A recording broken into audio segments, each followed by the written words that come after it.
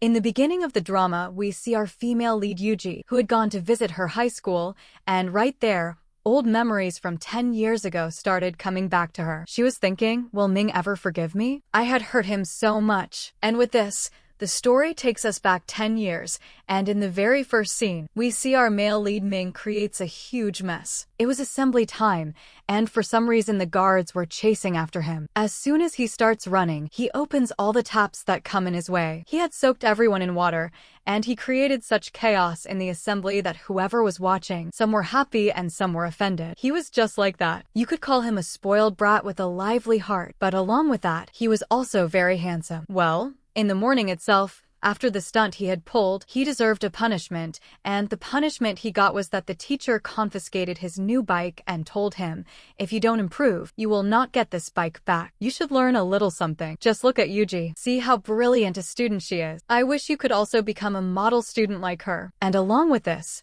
she also set a condition. She said the mock exams are coming up, and if you don't make it into the top 1,000 students of the whole city, then forget about the bike. But how could he forget the bike? It was very dear to him. By the way, he was from a rich family. He could have bought a new bike too, but he thought it was better to get this one back from the teacher. Just as Yuji was one of the topper students, on the other hand, Ming did not pay any attention to his studies at all, and he was one of the last ranked students. Now one day, in the evening, Yuji was going somewhere on her bicycle when she collided with Ming right there, and a keychain fell from her pocket, which landed in Ming's hand, and on it was a mini bow. Meanwhile, we are also shown about Yuji's life. She was rushing so much today because she was going somewhere for an interview. She belonged to a poor family, and to help her grandmother, she worked part-time as a tutor. But a high schooler cannot be a tutor. That's why she presented herself everywhere as if she was a college student, and she had also made up an absolutely impressive family background. But in fact, all this hard work and running around in her life, she did only and only for her grandmother. Her grandmother was her only family. And one day,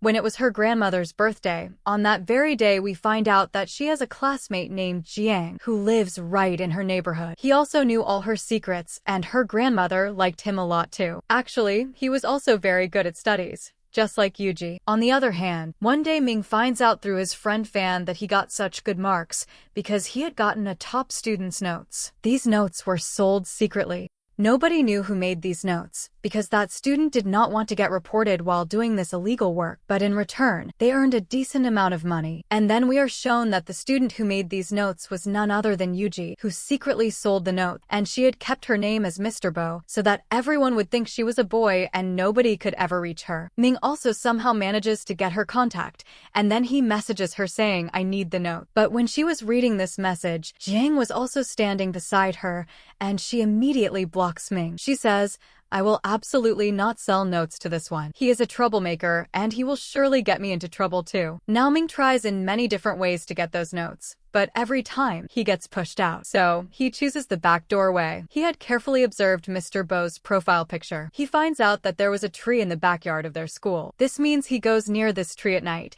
and he understands that he will surely catch this top student. At night, people did not go there. They were afraid of ghosts, but Ming goes there anyway. There was an abandoned area there. There was also a swimming pool, and near it many desks too, and right between these desks, he catches Yuji red-handed studying at her own hidden spot. He says to her, it's you, right, Mr. Bo? I have found out. Why didn't you give me the note? Now, after he had found her right at this moment, the guard who was following his friend also reaches there. But at this place, Yuji had set up something like this, that she drops a very big cupboard from a distance, and the guard runs away, thinking there must be a ghost here. By the way, Yuji was very smart, and he had already become quite impressed by her. Ming says to her, why didn't you give me the note? Yuji replies, I didn't give them because you are too flashy, and I don't want to get into any trouble. And right there, he also shows her the Bao keychain. It was very dear to her, and in the scuffle to get it back, Ming secretly stole her notes too. He seems to always stay 2 steps ahead of Yuji. After that, we are shown that there was a big difference in Ming's result. At first,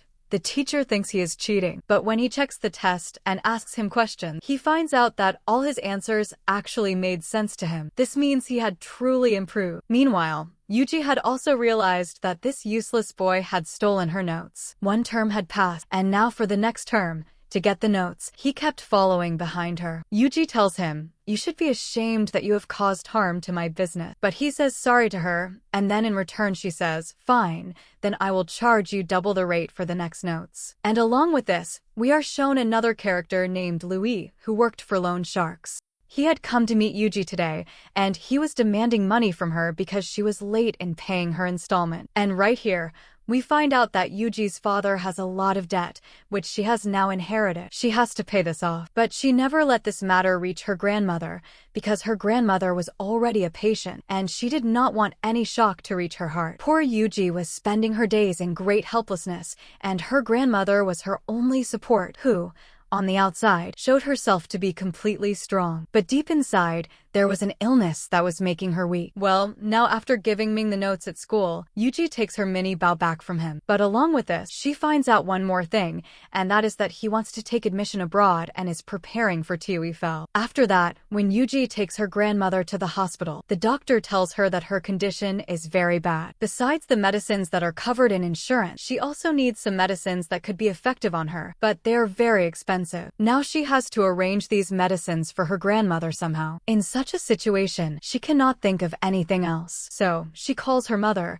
but her mother is simply not picking up her call. She becomes sad, as if all her childhood wounds had become fresh again. And we are shown in a flashback that her mother had abandoned her own daughter for the sake of a rich man. Little Yuji had cried a lot, suffered a lot, but her mom had left her and gone away. Meanwhile, something even worse happens to the poor girl. The family of the child she used to coach got her background checked, and they found out that although she teaches well, she is still not a college student. She had lied about her background, so now she leaves her job there and walks away. Now, while she was passing through this same posh area, her eyes fall on her mom right here. But a very big truth about her life comes in front of her, and that was that the man her mom had married was actually Ming's dad. This means Ming is her mom's stepson. She wasn't even picking up the calls of her own real daughter, but she was following behind Ming, trying to serve him and win his heart. Seeing this, the poor girl gets hurt deep inside, and right here, she makes a decision. As soon as she found out about this, she starts saying to herself, "Sorry, Ming,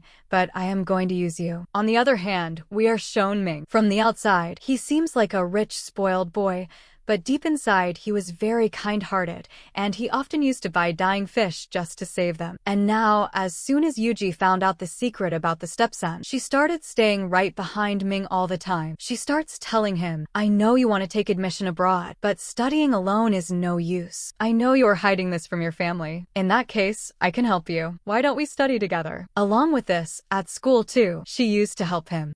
She was a proctor, and often, when he was up to mischief, she would let him go. And then once again, she goes up to him, holds out her hand, making it look like she is doing all this for the money, but in fact, she wanted to get close to him under some excuse. After that, one day she secretly goes into the teacher's office and calls her mom's number from the landline there, and she kept mentioning Ming to her. She tells her, "Please make sure to come to the PTM." Her mom is left stunned, wondering how this could be possible, that Ming gave my number at school, because he always kept her at a distance. But just out of this happiness, she doesn't notice this thing, and she says yes to coming. Meanwhile, on the other side, she kept going after Ming again and again. She finds out that he has a fondness for video games, so she reaches outside the same shop and starts telling him, "Why don't you compete with me? If I beat you in even one round, then you will agree to take coaching from me." She had never played this game before today, and in the first 4 rounds she gets badly defeated. But she was a quick learner, and in the last round, she wins. Ming could not help but get impressed by her, and then finally, he reaches the same hidden spot for studying, and the moment Yuji sees him, she becomes very happy. Now both of them used to study English together. Yuji was very good at studies, and she helps him a lot. She even takes his tests. She also makes notes for him. But amid all this, while they were studying, Ming was feeling very hot. Yuji had noticed this thing, and after that, the next day, when she comes to that hidden spot for studying, she had also brought along a mini fan with her, and she was taking care of him. This was somewhere giving Ming a lot of happiness. At school too, she used to do something similar. Once in a while, she would bring a drink for him, even after standing in such a long line. She was making him feel special, and Jiang had also noticed the same thing. He had found out that Yuji was teaching someone, and that someone was none other than Ming. She tells Jiang that he is not like what everyone says about him. He is a very sensible person, and hearing this, Jiang was definitely feeling jealous somewhere inside. These days, Ming was also secretly trying to make a sketch of Yuji, and the two of them even had the same interests and habits. One day, she had brought along a dying fish to save it, but her bag starts leaking. So now, neither of them can think of anything else, and they secretly go into the chemistry lab and steal a beaker from there. But while doing all this, the guard's eyes fell on them. He was chasing them, and they were running ahead. All of this had turned into a complete adventure. In the midst of this, a moment comes when, while hiding, Yuji jumps down from the window. But Ming was afraid of height. He keeps being scared, but she tells him, "Don't lose your courage. Just jump. Trust me.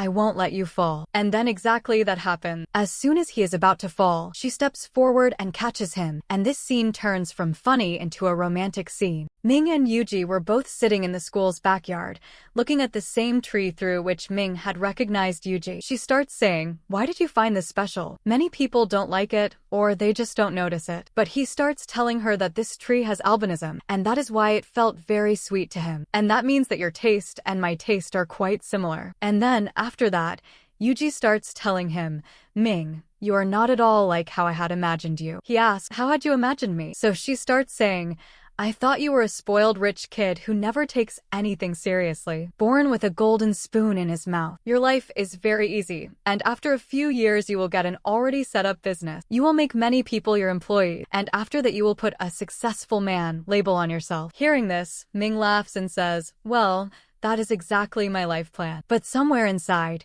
Yuji was feeling guilty. She starts telling him, "No, you are a good person. At least you don't hurt anyone." He starts asking, "Who did you hurt that you're saying this?" And then she changes the subject. Now, when she was going back, she was going by bus, and beside her, Ming was riding his heavy bike. When he sees her sitting on the bus seat, he starts riding his bike right alongside it. The two of them look at each other and smile, and they were having a very sweet time. Now, one day, Ming also makes Fan promise that, since he has found out his secret that he is studying for abroad, he must not let his family find out about this. If they find out, they will not let him go at all. After that, he starts noticing that in the same area where he used to sit at the workshop, Yuji also often passed by, and there was a fish shop there. Here, there were some last fish left. That shop was about to close forever. These fish could not be sold. Yuji feels very bad about it. Ming also liked fish very much. He comes up to her and starts saying, "Why don't I just buy all of these?" He knew that Yuji would not have that much money, so he buys all of them and then says, "I am a rich kid. It doesn't make any difference to me." In the next scene,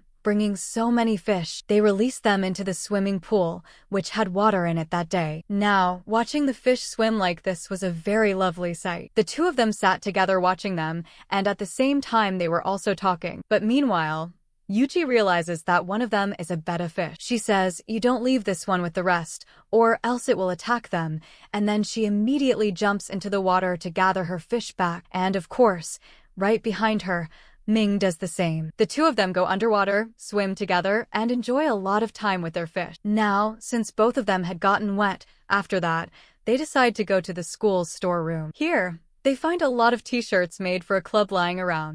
They think that they should change out of their wet clothes, so he tells Yuji, "You go to the back and change." And as soon as she goes to the back, her eyes fall on Ming once, while he was shirtless. The moment she sees this, she looks away. She had become quite shy. To change the subject, she starts asking him, "Why do you want to go abroad?" He says, "Because here, I'm not attached to anyone." Along with this, he also advises her, "Pay special attention to your studies. Never become careless like me. I think, with how much of a genius you are, your future is going to be very bright." After that, they once again brought a lot of beakers from the chemistry lab. They had separated the fish into each and every flask and beaker. Yuji tells him, "Didn't you know that a betta fish eats up all the rest? Didn't you watch Animal Planet when you were little?" He starts saying, "No, nobody ever let me watch that much TV." And then he starts telling her, "I don't know why, but I feel like you want to get close to me on purpose." Before she could give any answer, the guard arrives there and catches them red-handed. The next day, this is the scene they show. At school, an announcement was being made. The two of them had received punishment for using the school lab's equipment without permission. Now everyone is told through this announcement, which 2 students had broken the school's rule. Everyone was very surprised to hear Yuji's name,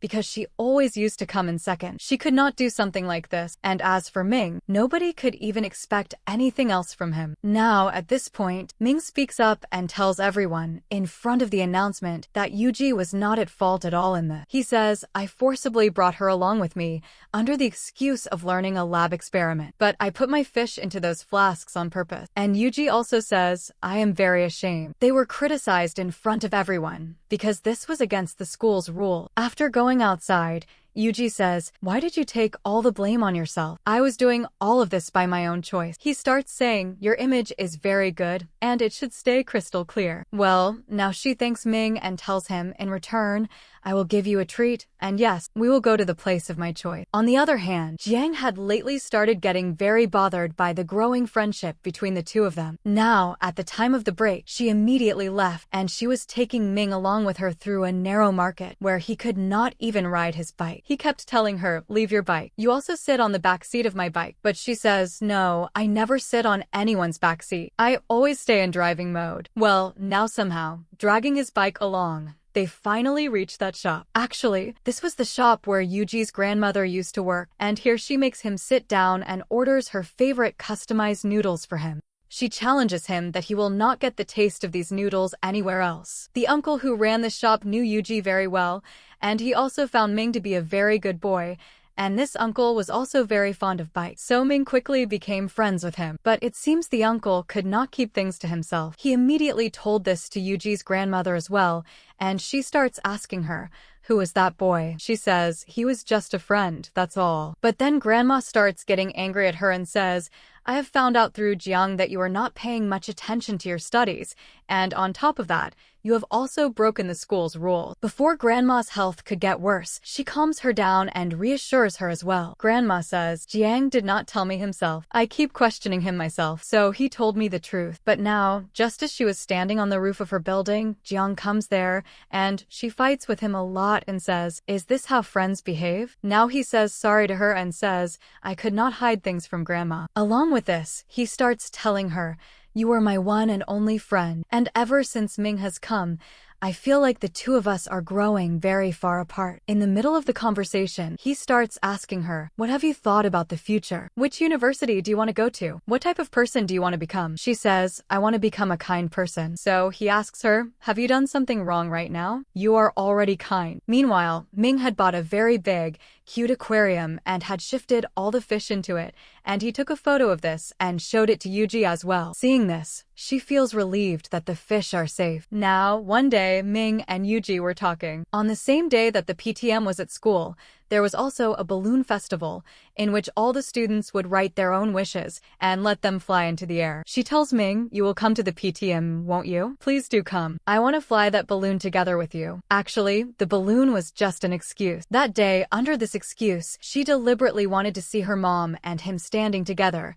in front of each other. Now, when the day of the PTM comes, she secretly makes a call from the teacher's phone once again. She was talking by pretending to be the English teacher and makes sure that her mom would definitely come to attend this PTM. She tells her the exact same timing as the balloon festival. Her mom did find it a bit strange. Under the excuse, she asks teacher, have you checked with Ming? Does he have any objection to me coming? She says, yes, we have informed him. Now she was about to deceive Ming, and she was also feeling bad about this. But still, at the balloon festival, she kept searching for Ming again and again. She looks here and there, but he was nowhere to be seen. And then everyone writes their wishes and lets their balloons fly into the air. But Yuji had not written any wish at all, and just as the festival was about to end, at that very moment, it shows Ming entering there with a lot of balloons, and he starts saying, I don't have just one wish. I wrote a lot of balloons, and I wrote every single one of my wishes on them, and the 2 of them let these balloons fly together. It was a very beautiful sight. Along with this,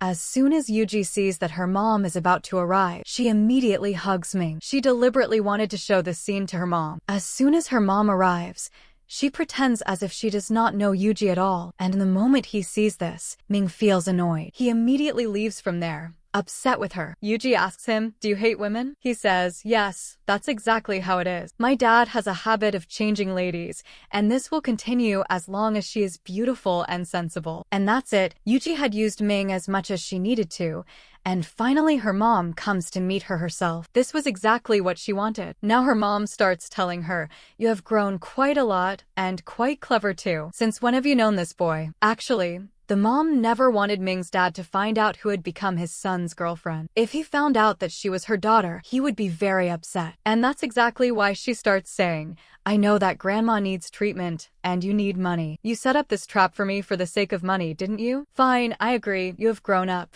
You have become clever. I will also give you as much money as you need. But in return, there is a condition, that you will stay away from Ming. She gives her a card and says, after this, I am dead for you, and you are dead for me. And yes, you are not a small child anymore. You have grown up. Stand by your word. Before leaving from here, quite a few tearful complaints were also exchanged between the mother and daughter. Yuji's point was, however plainly I have lived, eating whatever simple food there was, I never begged you for anything. But now I cannot see grandma in this condition. Anyway, you never gave me even a single penny to cover any expenses, and now this becomes my right. I am not doing anything wrong. And anyway, after dad left, whatever money was left, you took all of it and left. Her mom smiles and says, how much money was that? It was nothing at all. Meanwhile, it shows us Ming. He had intended to prepare a gift for Yuji. He had one piece, and with it he was making a small matching arrow. He makes the arrow with a lot of effort, and he had thought he would give her this gift in the form of a very beautiful necklace. But Yuji had completely changed. Whenever she saw Ming at school, she would ignore him. She would avoid him. Once, he even calls out to her. Jiang says, your friend is calling you. But she says, he is not my friend. Now this hurt poor Ming very badly. He was that hurt. He could not understand the reason behind her ignoring him. He wanted to talk to her. She would avoid him and walk away. Now he asks his friend Fan for advice. He says, a boy and a girl were very good friends. But suddenly, the girl has completely changed her color. She is avoiding the boy. Why is this happening? Fan reacts as if he understands everything. What is the answer to this? But then he says, I have only understood this much, that the girl is Yuji, and the boy is you. And how would I know? There must surely have been some misunderstanding between the two of you over something. Don't ask me. Don't waste time. Go and ask her directly. And then, once, on a zebra crossing, some bikers were about to crash into Yuji. When, just in time, he rides his bike in between them. He protects her. He even chases those thugs away from there with his rope. After that, he tells her, come, sit on the bike. It's raining so hard. Come with me. But she refuses, so he says, you won't agree like this. You are very stubborn.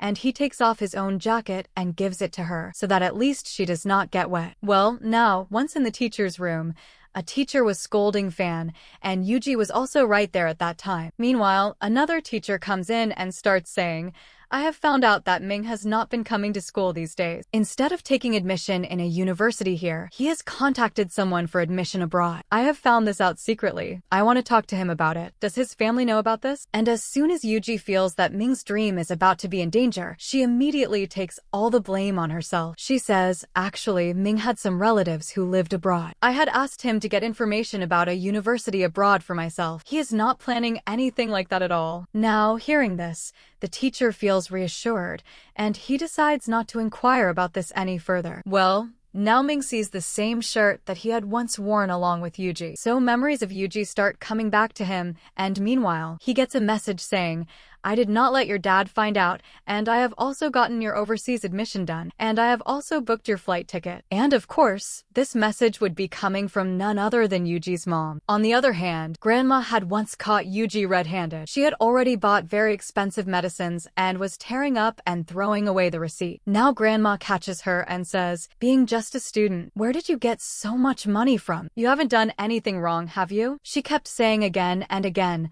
I am perfectly fine. Doctors just make up things like this. But she argues with Grandma and says, just accept it.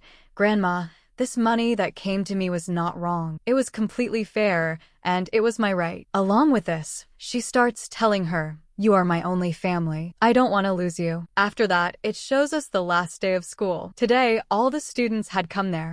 After this, all these high schoolers will go off into their own lives to build their own futures. For today, They had chosen the topper, Jiang, to give a speech, but Jiang was nowhere to be seen at all. So the teacher does this. As a substitute, she tells Yuji, you memorize this speech well, and go up on stage and deliver it. Meanwhile, on the other hand, it shows us that inside, Ming and Jiang come face to face. Jiang tells Ming, after today, we will all leave school and never try to come into Yuji's life again. This chapter is closed right here. And over this very thing, he starts fighting with Ming. He says, who are you to dictate to me? But of course, here, it was Jiang who threw the first punch, and here, for the first time, we find out that these two are actually relatives. Not just any relation, but the two of them are brothers. They were half-brothers, and that is exactly why they already had a lot of resentment toward each other beforehand, and that is exactly why Jiang always hated Ming and wanted him to never get close to Yuji. Jiang says, don't forget, I came into this world before you. Jiang was the son of a mistress, whereas Ming was his dad's one and only legitimate son. Ming starts telling him, you call yourself different, but being with Yuji, you also know which family you come from. He could have beaten him up properly, but even so, he just gives him a warning. After that, as soon as Yuji had finished giving her speech, she goes upstairs to look for the two of them. But when she sees them, it was clearly visible that the two of them had fought with each other. Ming leaves from there, but after that, she gets angry at Jiang and says, why did you fight because of me? It's my life. It's my choice. Please never interfere again. But Jiang's point was, the whole school knows what kind of boy he is. Why have you kept hanging around with him? But her point was, you don't know him at all. How good he is. He is much better than me, even. Well, now they see their friends off, and after that, as soon as Jiang reaches home, it turns out that his mom is always busy with work. It seems she is living a struggling life while raising her son, and she was telling him, don't disappoint me, study with focus from now on. He had come home after fighting. He had also gotten injured, but his mom did not even realize that he was hurt. All she knew was that today his uniform did not look properly set. Meanwhile, when Ming was standing at the bike workshop that day, Fan comes up to him. He starts telling him, I forgot to tell you one thing. You know, Yuji had covered up your plan to go abroad in front of the teacher. By the way, if she ignores you, then why was she covering for you? And that was exactly the thing. The moment he hears this, Ming runs to go meet her. He was heading to the same spot at school where the two of them used to sit together and study. But Ming takes too long to get there. Yuji had sat there for a long time on the last day, waiting for just one glimpse of him. But in the end, just as she leaves from there, at that very moment, Ming enters, and just like that, the two of them had already gone their separate ways. It was 2016 back then, and now 2026 had come. 10 years had passed. The two of them go to visit the school once again. And after 10 years, once again, fate brought them face to face with each other. Yuji was looking at a dog that she found very lovely, but coming up from behind, Ming tells her, it's been quite a few years since I last saw you.